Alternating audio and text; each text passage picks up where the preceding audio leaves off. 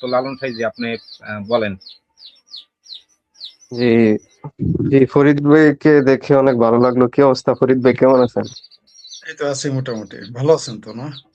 জি, অবশ্যই। তো আপনি কথা দিয়ে যে আসছেন, এটা ভালো লাগলো। ধন্যবাদ আপনাদের সকলকে যারা যুক্ত হয়েছেন এবং প্রাথমিক আলোচনা করছেন তাদেরকে অনেক অনেক ধন্যবাদ। আপনারা যে শিরোনাম দিয়েছেন আজকের চ্যানেলে, যে শিরোনাম দেওয়া হয়েছে সমসাময়িক বাংলাদেশ, আপনি শুরুতে যে কথাটা মানে আপনি আপনি যে কথাটা বললেন যে অনেকে আশা করেছিল যে বিএনপির একটু পরিবর্তন আনবে বা বিএনপি পরিবর্তন হবে, কিন্তু আমরা উল্টোটাই দেখলাম। আমরা কি দেখলাম যে বিএনপি বিএনপি কি আর আওয়ামী লীগ তাও তো গিয়েছিল কৌমিদের কাছে। এরা আরেকটু অ্যাডভান্স হয়েছে।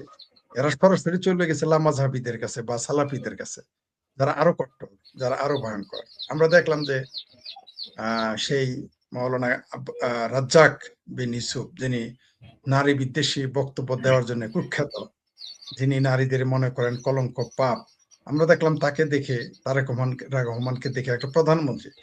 আমি এই সরকারকে পছন্দ করি না, কিন্তু এর মানে এই না যে আমার দেশের তো তিনি প্রধান, তাকে দেখে তিনি দাঁড়ান নাই ধর্মের দোহাই দিয়ে।